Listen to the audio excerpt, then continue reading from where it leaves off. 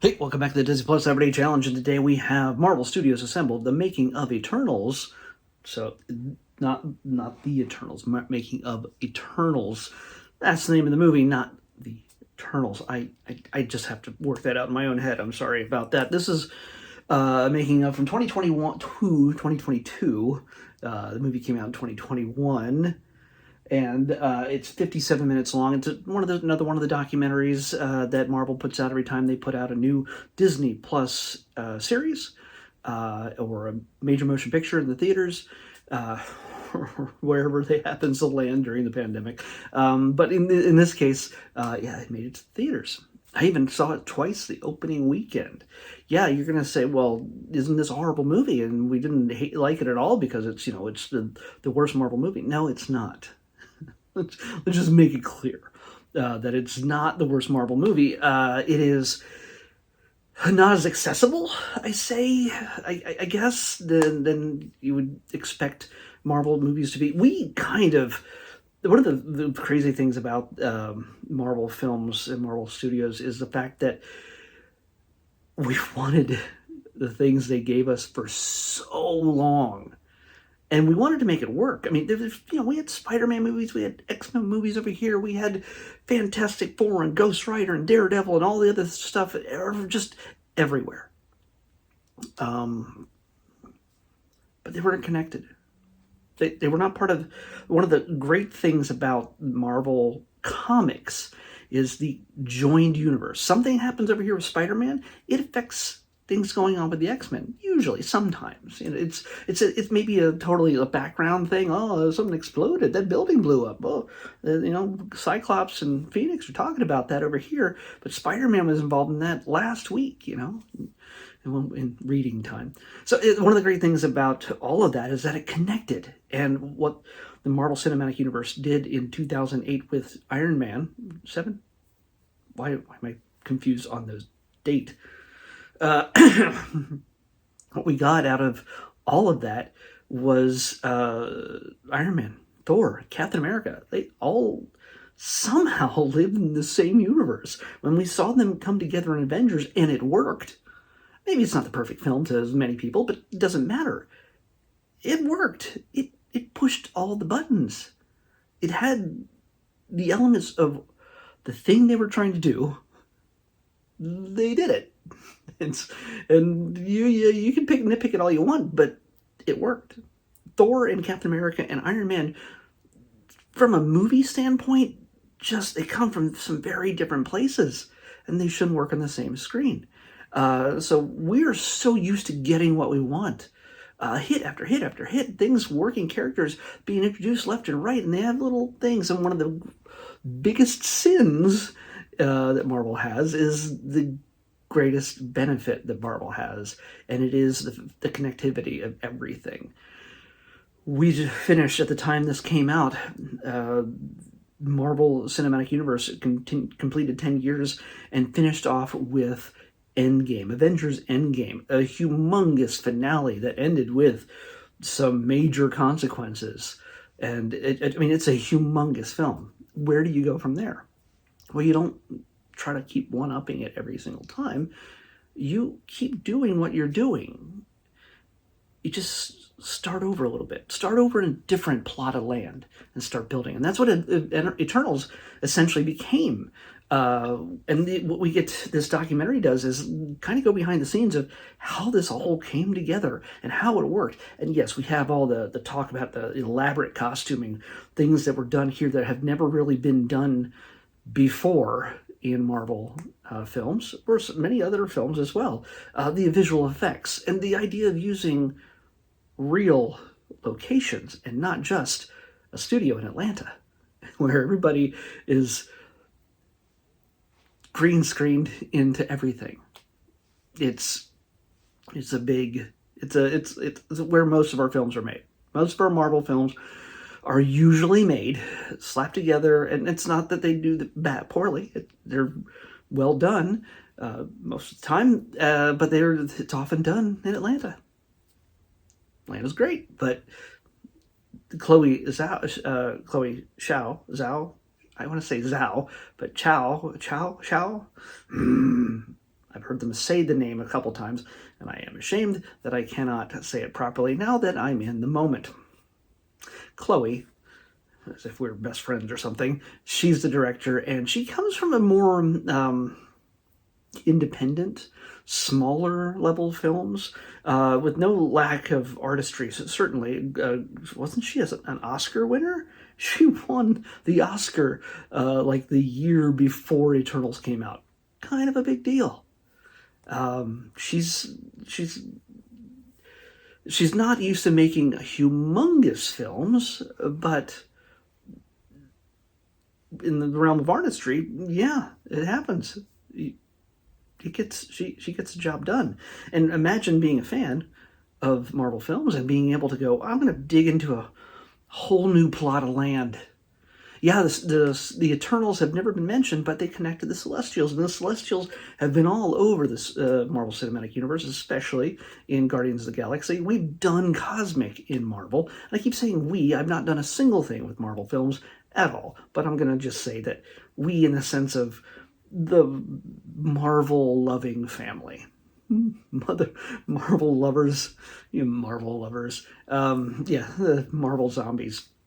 Now, what we get here is a film that is a different tone, different in, 10 new characters out of nowhere. There's not like Iron Man Jr. or like, there's not like, oh, look, it's a different Hawkeye. It's literally just 10 brand new characters to those of us, to those who have not seen, read the comics, who've not read the comics. And even if you've read the comics, some of the characters have changed a bit, whether it's gender or age, and it's mainly characters built in the late 70s from scratch himself, built by King Kirby himself, Jack Kirby, his second return, his return to Marvel, and he just kind of just went big. Other than, doing New Gods over at DC for a while, he comes back and he does Eternals. And he likes to do these big, massive, galactic level type of gods and monsters and aliens and everything else. And fitting it into the history of the world. That's one of the things I really love about the Eternals, is that the story they tell, in this movie especially, where they started with Jack, and I'm going to mention Neil Gaiman. Neil Gaiman did an Eternal story in the early 2000s that sort of took things in a different direction and introduced, why can't I say her name? Character name? Sprite, which probably looking back on it, try not to think too much about it, probably does not reflect well on him. But the film, the character is not diminished by his stuff. Either way, we get a new look at characters. We get the characters that some of us know, and maybe that upsets some people. I don't know. I really don't care. But we get a story that is big, not just in the sense of cosmic level, of the size of the characters, the power of the characters. If anything that's ever been closer to DC is the fact that their main three, their holy trinity of Superman, Batman, Wonder Woman, they've always been, in a sense, gods. Well, Batman's not a god, but still, they've always been above everyone, almost flawless in the things they do, at least as perceived from the outside. The Eternals are gods, in a sense, in a way that they've affected history for thousands of years, but have remained hidden. And they've been observers, they've been influencers, they've been saved the world more times than Iron Man can count. But you never knew their names.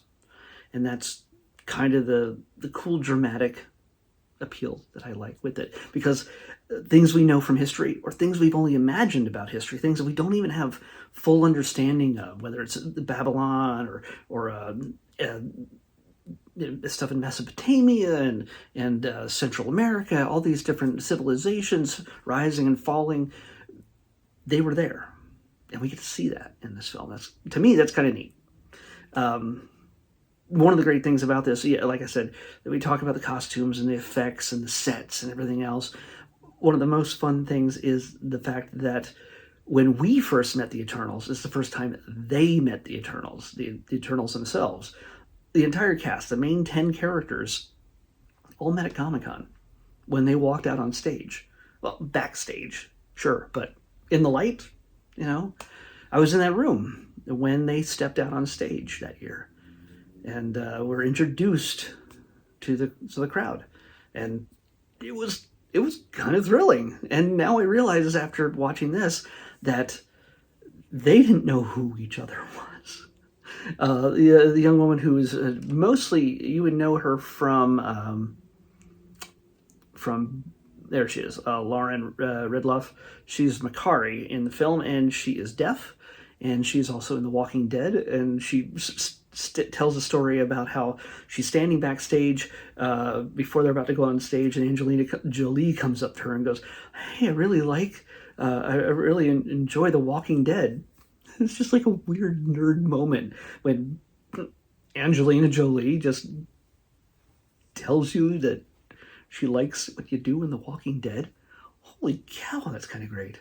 So, yeah, most of them all pretty, well, not most of them, they all seem to get along really well. They formed a family, and I hate the fact that we sort of see this as sort of a redheaded stepchild, a kid that we just sort of ignore for the most part, because the way they talk about it, the way they play it up in this documentary, is that this plays a big part in what the Marvel universe to come.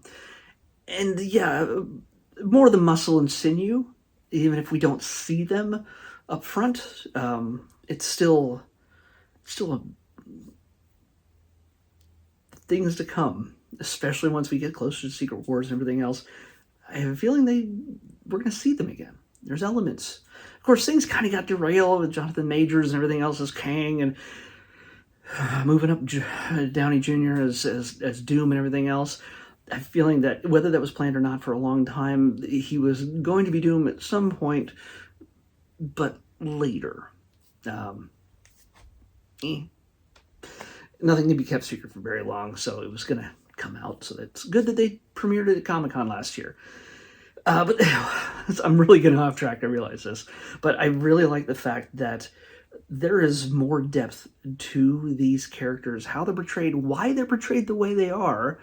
And it's not just superheroes. And there's also not just gods deciding the fate of humanity. Being there at all the major moments in our history, our world history, not American history, not European history or Asian history or anything else. It's world, our planet's history, that these beings are in the Marvel Universe, in our world.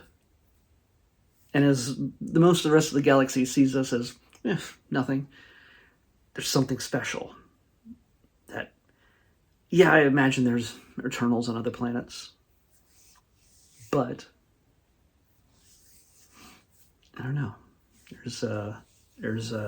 Well, I kind of think we know there's Eternals on other planets. But by the time the film ends, I'm not going to give away anything. Everything has changed for who they are and what their purpose is.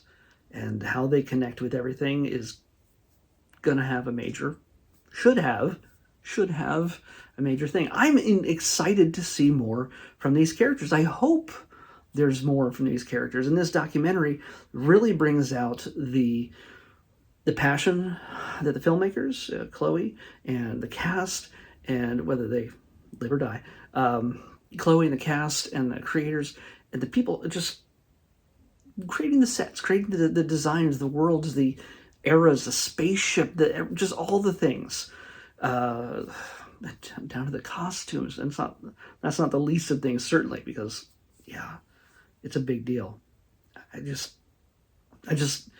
want more from them. And I think each time I see this film, I enjoy it more. Unfortunately, I think a lot of people will just watched it one time and just went, or they didn't pay attention to it because it didn't have Captain America in it. It didn't have, Chris Pratt going, I'm telling jokes in space. with a raccoon and a tree. Like, it seemed a little too serious. But one of the great things about the Marvel Cinematic Universe is that they're all not superhero films. In fact, none of them are technically superhero films. There are superheroes in these films, but we have different genres of films throughout the MCU, whether it's a high spy action thriller or a sci-fi adventure or fantasy or just a down and dirty, gritty street level crime drama. All these things are the building blocks of what the Marvel Cinematic Universe is. And so I like that we went out in this branch, and there's so much that can be pulled from it and drawn from it and learned from it and connected to. I think, again, as I was saying at the very beginning, its disconnectedness might have hampered it. It's not for lack of quality. It's disconnectedness to things. Well, there's references to Captain America and Iron Man and things like mentioning certain characters. The Avengers, Thanos, they mentioned Thanos. The fact that they, and they had to answer certain questions like, where were you guys this whole time while, Thanos was doing his thing? That's answered. While the disconnectedness may have hampered the film, it's also that expectation of of having to be connected that kind of hampered it. The expectation that if this movie was on its own, left to be what it is, it might have had a whole lot bigger audience. And part of me also thinks that the size of this thing, because it's 2.5 hours long, and I'm not even talking about the documentary anymore, it's 2.5 hours long. I almost feel like this could have also been made into a series and just parsed out that way and put more focus on each of the characters, because there's so many characters and so much history to cover and so many twists and turns. But this documentary digs into all of that, and I know I've talked way too long about not the documentary, but if you love Marvel films, and even if you don't love this one for whatever reason, or if you haven't seen it, definitely see it before you see the documentary. This documentary, I think, gives you a better understanding of the people and the attitude and the purpose of the characters, and why there's more to them than you realize. So that's my pitch for this movie. Again, it's not my favorite Marvel film either, but I think it deserves more attention. I think it deserves another look. So, let this, hopefully, if you've seen the film, watch it again and watch this. And I think you'll get something out of it that you did not expect. Let's pick tomorrow's episode. 193. 193. Ooh, almost at the end. Okay. We have, I don't know how long it is, but it's a documentary piece. Beyond this one, we haven't really had a lot of documentaries recently. But this one is specific to the film Avatar, The Way of Water. Yes, the sequel to Avatar. This is about the stunts. More from Pandora's Box, Avatar, The Way of Water. So yeah. Whether you like that film or not, you cannot deny the artwork, the artistry, and the technology that went into this made something that just looks astounding. So let's check out the stunts, though, tomorrow. Stunts, more from Pandora's Box, Avatar, The Way of Water is what we're watching next on the Disney Plus Everyday Challenge. I'll see you back here tomorrow with that. Bye.